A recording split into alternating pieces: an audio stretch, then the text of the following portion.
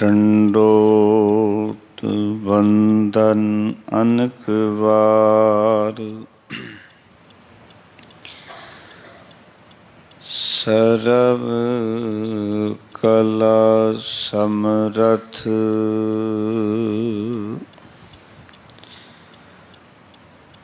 ਡੋਲਨ ਤੇ ਰਾਖੋ ਪ੍ਰਭੂ।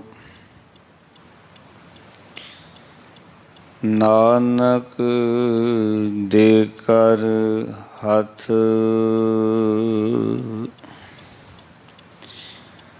ਡੋਲਨ ਤੇ ਰਾਖੋ ਪ੍ਰਭੂ। ਨਾਨਕ ਦੇ ਕਰ ਹੱਥ ਤੂੰ ਸਮਰਥ ਵੱਡਾ। ਮੇਰੀ ਮਤ ਥੋਰੀ ਰਾਮ। ਪਾਲੈ ਅਕ੍ਰਿਤ ਕਹਿਣਾ ਪੂਰਨ ਦ੍ਰਿਸ਼ਟ ਤੇਰੀ ਰਾਮ। ਜਾਗਦੀ ਜੋਤ। ਰੂਹਾਨੀਅਤ ਦੇ ਮੁਜੱਸਮੇ ਸ਼ਬਦ ਗੁਰੂ ਧੰਨ ਧੰਨ ਸਾਹਿਬ ਸ੍ਰੀ ਗੁਰੂ ਗ੍ਰੰਥ ਸਾਹਿਬ ਮਹਾਰਾਜ ਜੀ ਦੀ ਪਾਵਨ ਪਵਿੱਤਰ ਹਜ਼ੂਰੀ ਦੇ ਵਿੱਚ ਸਵਾਇਮਾਨ ਹੋਏ ਬੈਠੇ ਸਤਸੰਗੀ ਜਨੋ, ਸਤਿਗੁਰਾਂ ਦੀ ਕਿਰਪਾ ਪਿਛਲੇ ਦੀਵਾਨਾਂ ਤੋਂ ਦਿਨ ਰੈਣ ਬਾਣੀ ਆਰੰਭ ਕੀਤੀ ਹੈ। ਇਸ ਬਾਣੀ ਦਾ ਅੱਜ ਦੂਜਾ ਸ਼ਬਦ ਜੀ ਕੀ ਬਿਰਥਾ ਸੋ ਸੁਣੇ। ਹਰ ਸਮਰਥ ਪੁਰਖ ਅਪਾਰ ਮਰਨ ਜੀਵਨ ਆਰਾਧਨਾ ਸਭਨਾ ਕਾ ਆਧਾਰ। ਸੋ ਸਤਿਗੁਰੂ ਜੀ ਸਾਨੂੰ ਇੱਥੇ ਪ੍ਰੇਰਨਾ, ਆਓ ਆਪਾਂ ਵੀ ਉਸ ਦੀ ਯਾਦ ਨੂੰ ਆਪਣੇ ਮਨਾਂ ਵਿੱਚ ਵਸਾਈਏ। ਪਾਵਨ ਪਦੇ ਦਾ ਪਾਠ ਕਰਨ ਤੋਂ ਪਹਿਲਾਂ, ਵਿਚਾਰਾਂ ਦੀ ਆਰੰਭਤਾ ਤੋਂ ਪਹਿਲਾਂ ਮਨੋਬਿਰਤੀਆਂ ਇਕਾਗਰ ਕਰੋ। ਸਾਰੀਆਂ ਸੰਗਤਾਂ ਅਸੀਸਾਂ ਬਖਸ਼ੋ, ਗੁਰੂ ਕੇ ਵਚਨ ਤੁਹਾਡੇ ਨਾਲ ਸਾਂਝੇ ਕਰ ਸਕੀਏ। ਪ੍ਰੇਮ ਨਾਲ ਆਖੋ ਜੀ ਵਾਹਿਗੁਰੂ ਜੀ ਕਾ ਖਾਲਸਾ, ਵਾਹਿਗੁਰੂ ਜੀ ਕੀ ਫਤਿਹ। ਜੀ ਕੀ ਬਿਰਥਾ ਸੋ ਸੁਣੇ, ਜੀ ਕੀ ਬਿਰਥਾ ਸੋ ਸੁਣੇ। ਹਰ ਸਮਰਿਥ ਪੁਰਖ ਅਪਾਰ, ਹਰ ਸਮਰਿਥ ਪੁਰਖ ਅਪਾਰ। ਮਰਨ ਜੀਵਨ ਆਰਾਧਨਾ, ਮਰਨ ਜੀਵਨ ਆਰਾਧਨਾ। ਸਭਨਾ ਕਾ ਆਧਾਰ, ਸਭਨਾ ਰਹਿ ਪਈਐ ਤਿਸ ਕੰਤ ਕੀ, ਸਸਰੈ ਪਈਐ ਤਿਸ ਕੰਤ ਕੀ। ਵੱਡਾ ਜਿਸ ਪਰਵਾਰ, ਵੱਡਾ ਜਿਸ ਪਰਵਾਰ। ਊਚਾ ਅਗਮ ਅਗਾਧ ਬੋਧ, ਊਚਾ ਅਗਮ ਅਗਾਧ ਬੋਧ। ਕਿਛ ਅੰਤ ਨ ਪਾਰਾਵਾਰ, ਕਿਛ ਅੰਤ ਨ ਪਾਰਾਵਾਰ। ਸੇਵਾ ਸਾ ਤਿਸ ਭਾਵ ਸੀ, ਸੇਵਾ ਸਾ ਤਿਸ ਭਾਵ ਸੀ। ਸੰਤਾਂ ਕੀ ਹੋਏ ਛਾਰ, ਸੰਤਾਂ ਕੀ ਹੋਏ ਛਾਰ। ਦੀਨਾ ਨਾਥ ਦਿਆਲ ਦੇਵ, ਦੀਨਾ ਨਾਥ ਦਿਆਲ ਦੇਵ। ਪਤਿਤ ਉਦਾਹਰਣ ਹਾਰ। ਪਤਿਤ ਉਦਾਹਰਣ ਹਾਰ। ਆਦ ਜੁਗਾਦੀ ਰਖਦਾ, ਆਦ ਜੁਗਾਦੀ ਰਖਦਾ। ਸਚ ਨਾਮ ਕਰਤਾਰ। ਸਚ ਨਾਮ ਕਰਤਾਰ। ਕੀਮਤ ਕੋਇ ਨਾ ਜਾਣਹੀ, ਕੀਮਤ ਕੋਇ ਨ ਜਾਣਈ। ਕੋ ਨਾਹੀ ਤੋਲਣ ਹਾਰ। ਕੋ ਨਾਹੀ ਤੋਲਣ ਹਾਰ। ਮਨ ਤਨ ਅੰਤਰ ਵਸ ਰਹੇ, ਮਨ ਤਨ ਅੰਤਰ ਵਸ ਰਹੇ। ਨਾਨਕ ਨਹੀਂ ਸੁਮਾਰ। ਨਾਨਕ ਨਹੀਂ ਸੁਮਾਰ।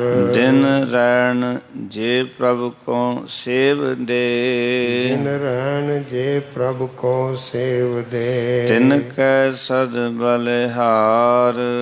ਤਿਨ ਕੈ ਸਦ ਬਲਿਹਾਰ। ਮਨ ਤਨ ਅੰਤਰ ਵਸ ਰਹੇ, ਮਨ ਤਨ ਅੰਤਰ ਵਸ ਰਹੇ। ਨਾਨਕ ਨਹੀਂ ਸੁਮਾਰ। ਨਾਨਕ ਨਹੀਂ ਸੁਮਾਰ। ਦਿਨ ਰੈਣ ਜੇ ਪ੍ਰਭ ਕੋ ਸੇਵੇ,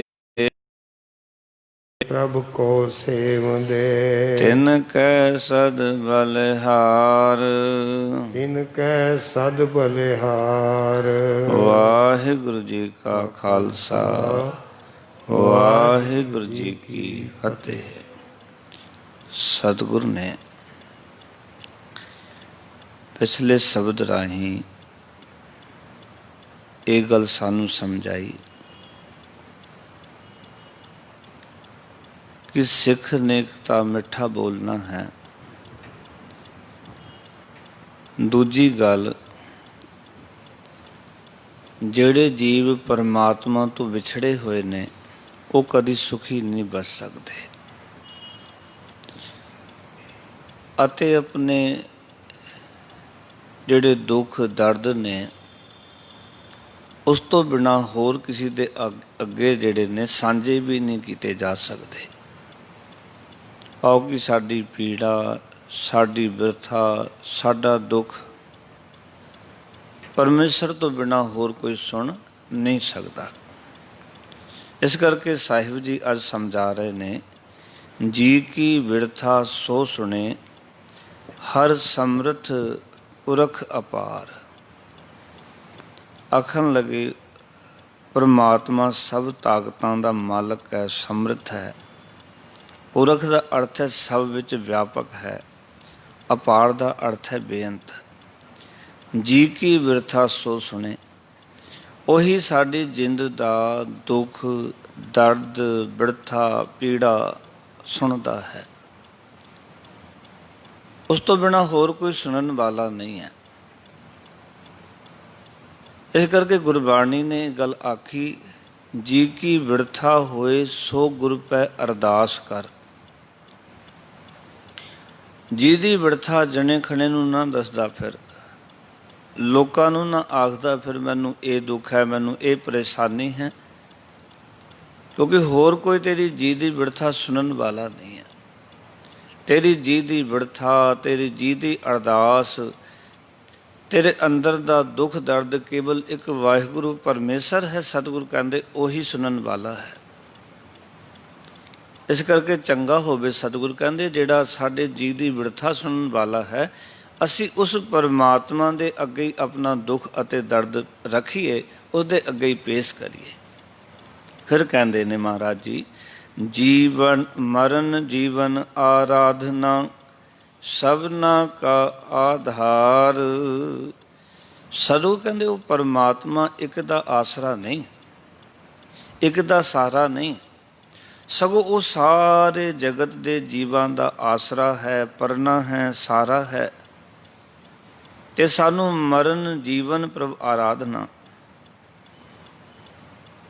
ਆਓ ਕਿ ਜੀਵਨ ਤੋਂ ਲੈ ਕੇ ਮਰਨ ਤੱਕ ਉਸ ਨੂੰ ਹੀ ਆਰਾਧਨਾ ਚਾਹੀਦਾ ਹੈ, ਉਸ ਪਰਮਾਤਮਾ ਨੂੰ ਸਿਮਰਨਾ ਚਾਹੀਦਾ ਹੈ ਜਿਸ ਦੇ ਹੱਥ ਵਿੱਚ ਜੀਵਨ ਹੈ, ਜਿਸ ਦੇ ਹੱਥ ਵਿੱਚ ਮੌਤ ਹੈ।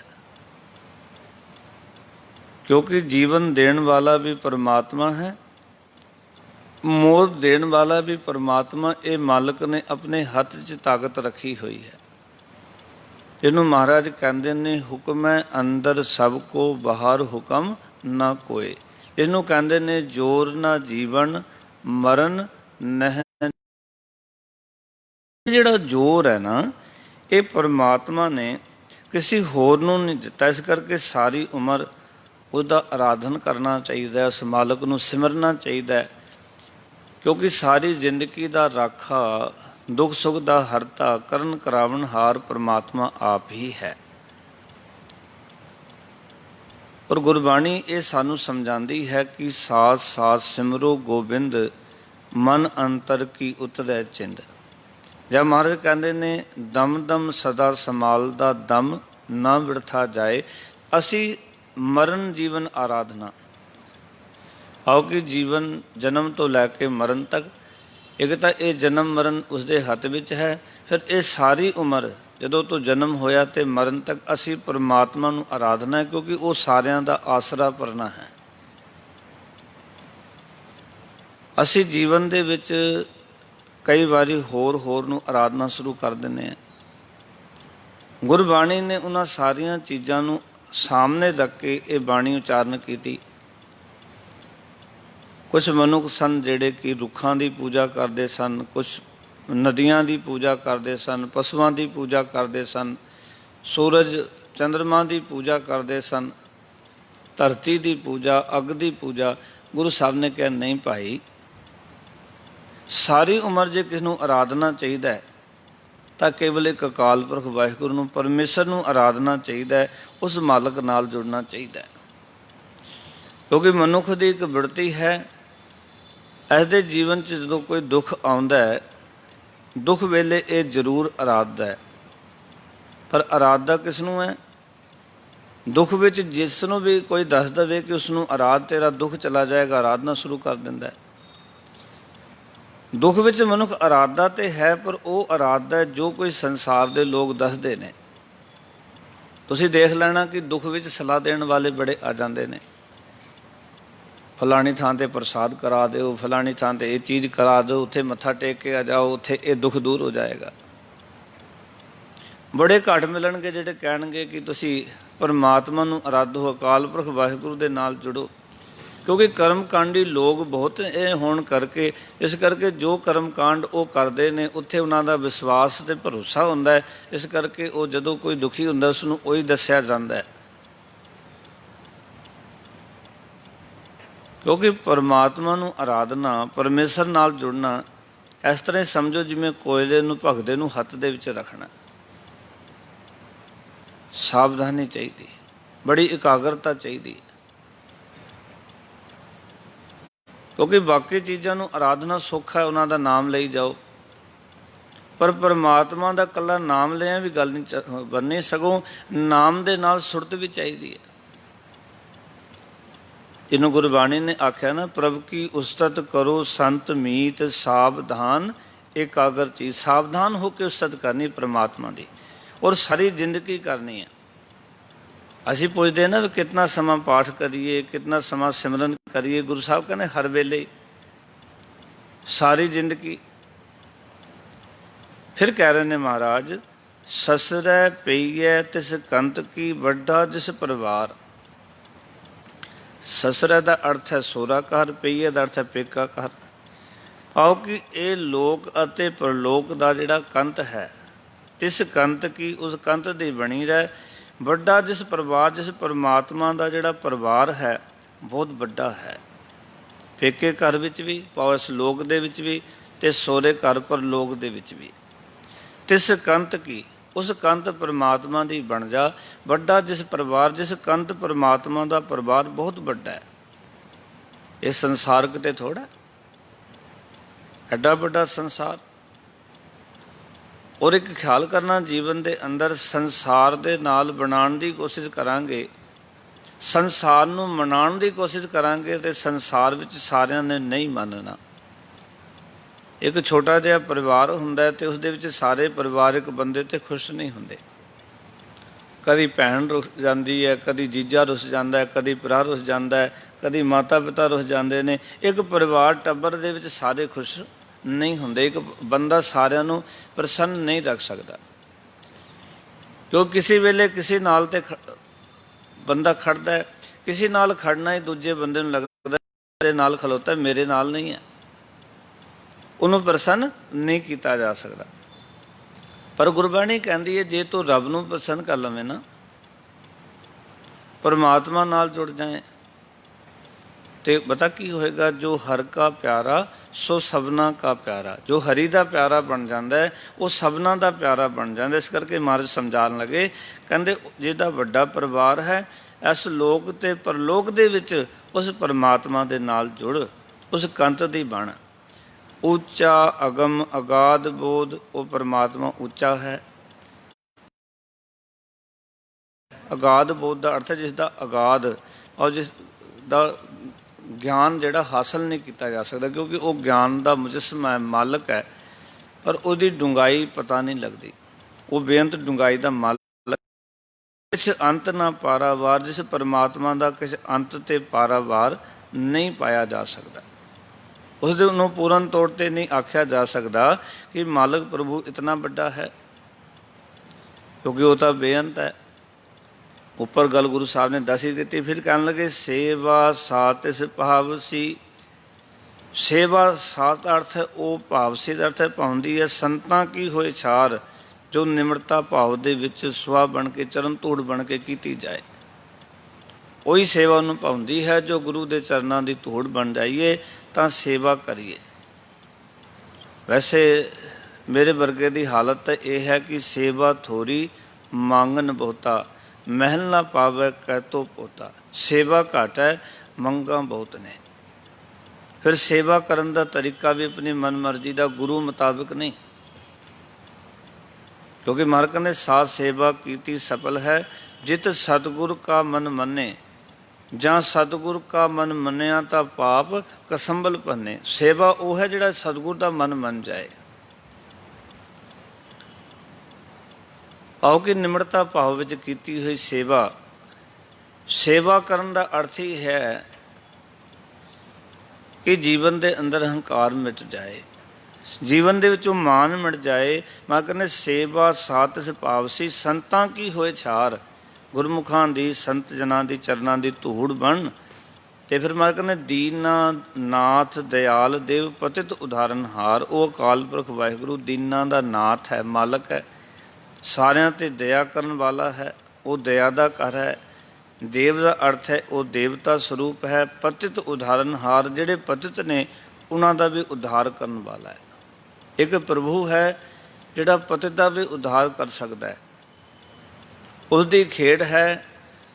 ਬਾਬਾ ਫਰੀਦ ਜੀ ਕਹਿੰਦੇ ਨੇ ਇੱਕ ਜਾਗਣ ਦੇ ਨਾਲ ਲਹਿਨ, ਇੱਕ ਸੁੱਤਿਆਂ ਦੇ ਉਠਾਲ। ਇੱਕ ਜਾਗਦੇ ਪਏ ਨੇ ਪਰ ਦਾਤ ਤੋਂ ਵਾਂਝੇ ਰਹਿ ਜਾਂਦੇ ਨੇ, ਕਈਆਂ ਨੂੰ ਸੁੱਤਿਆਂ ਨੂੰ ਉਠਾਲ ਕੇ ਦਾਤ ਉਹਨਾਂ ਦੀ ਝੋਲੀ 'ਚ ਪਾ ਦਿੰਦਾ ਹੈ। ਉਹ ਮਾਲਕ ਹੈ ਜਿਹੜਾ ਕਿ ਪਤਿਤ ਉਦਾਹਰਨ ਹਾਰ, ਉਹ ਪਤਿਤਾਂ ਦਾ ਵੀ ਉद्धार ਕਰ ਲੈਂਦਾ। ਅਸੀਂ ਕਹਾਂਗੇ ਕਿ ਪਤਿਤ ਕਿਵੇਂ ਉਧਰ ਸਕਦਾ ਹੈ, ਕੀਤਾ ਹੀ ਨਹੀਂ, ਉਹਦਾ ਉद्धार ਕਿਵੇਂ ਹੋ ਸਕਦਾ ਹੈ। ਪਰ ਸਤਿਗੁਰ ਕਹਿੰਦੇ ਨਹੀਂ ਭਾਈ, ਉਹ ਪਰਮਾਤਮਾ ਤਾਂ ਪਤਿਤ ਉਦਾਹਰਨ ਹਾਰ ਹੈ, ਪਤਿਤਾਂ ਦਾ ਵੀ ਉद्धार ਕਰਦਾ ਹੈ। ਫਿਰ ਕਹਿਣ ਲੱਗੇ ਆਦ ਜੁਗਾਦੀ ਰੱਖਦਾ। ਆਦ ਦਾ ਅਰਥ ਹੁੰਦਾ ਮੁੱਢ, ਜੁਗਾਦੀ ਦਾ ਅਰਥ ਹੈ ਜੁਗਾਂ ਦੇ ਮੁੱਢ ਤੋਂ।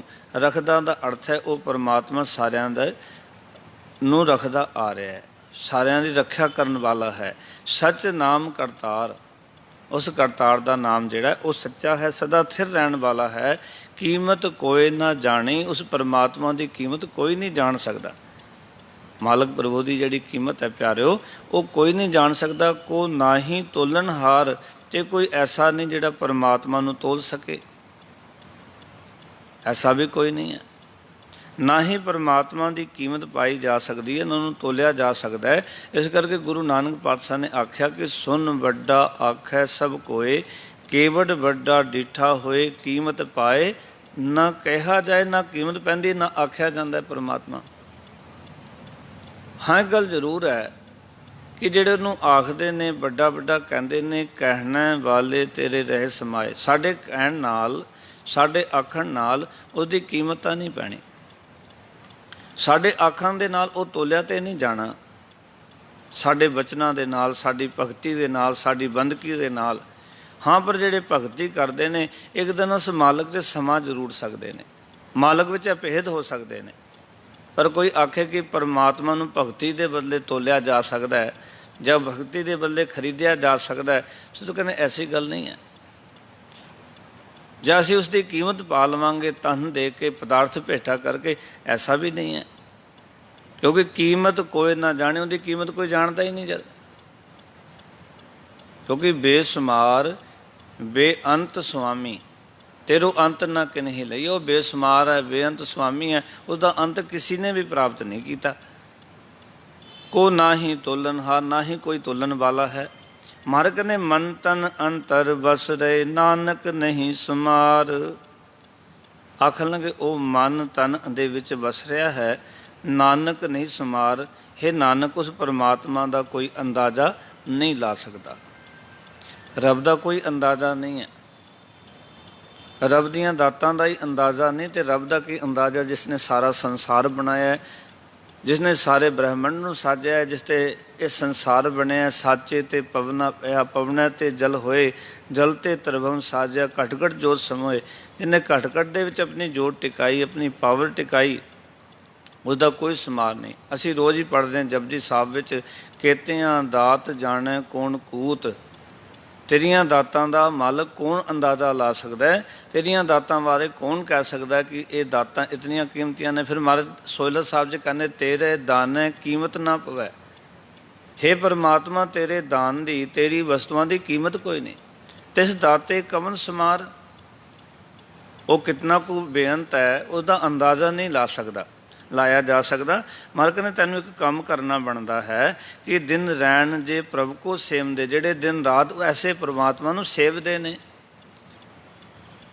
ਜਿਹਦਾ ਅੰਦਾਜ਼ਾ ਨਹੀਂ ਲਾਇਆ ਜਾ ਸਕਦਾ, ਜਿਸਦੀ ਗਿਣਤੀ ਨਹੀਂ ਗਿਣੀ ਜਾ ਸਕਦੀ।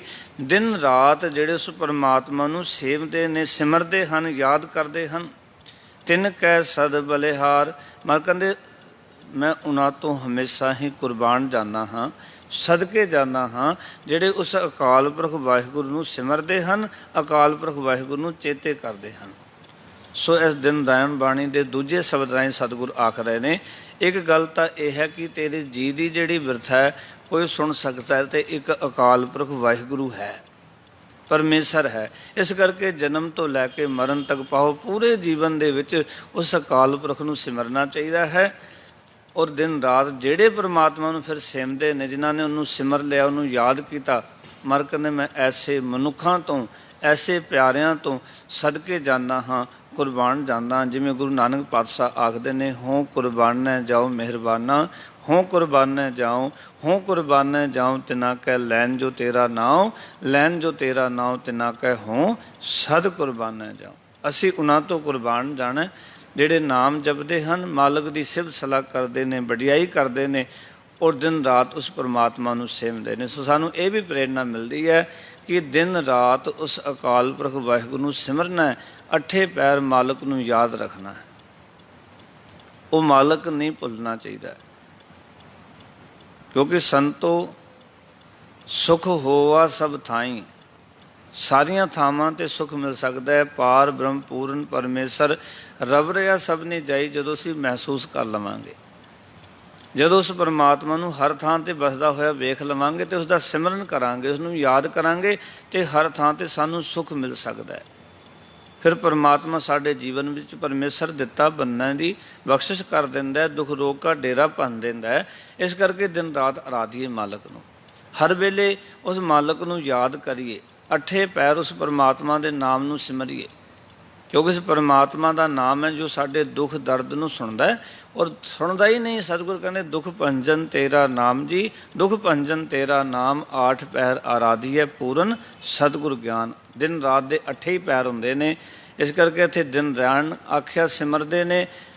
ਬਾਕੀ ਥਾਵਾਂ 'ਤੇ ਅੱਠੇ ਪੈਰ ਕਰਕੇ ਵੀ ਗੁਰੂ ਸਾਹਿਬ ਨੇ ਆਖਿਆ, ਜਿਹੜੇ ਆਰਾਧਦੇ ਨੇ ਪਰਮਾਤਮਾ ਨੂੰ, ਅਤੇ ਉਹ ਪਰਮਾਤਮਾ ਦਾ ਨਾਮ ਉਹਨਾਂ ਦੇ ਦੁੱਖ ਜਿਹੜੇ ਹੈ ਉਹ ਤੋੜ ਦਿੰਦਾ ਹੈ, ਦੁੱਖ ਤਕਲੀਫਾਂ ਤੋਂ ਉਹਨਾਂ ਨੂੰ ਬਚਾ ਲੈਂਦਾ ਹੈ, ਦੁੱਖ ਦਰਦ ਉਹਨਾਂ ਦੇ ਮੁਕਾ ਦਿੰਦਾ ਹੈ। ਸੋ ਸਤਿਗੁਰ ਕਿਰਪਾ ਕਰਨ ਕਿ ਅਸੀਂ ਅਰਦਾਸ ਕਰੀਏ, ਮਹਾਰਾਜ ਸਾਡੇ ਜੀਵਨ ਵਿੱਚ ਜੋ ਦੁੱਖ ਦਰਦ ਪੀੜਾ, ਤੁਹਾਡੇ ਨਾਲ ਅਸੀਂ ਵੀ ਜੁੜ ਜਾਈਏ,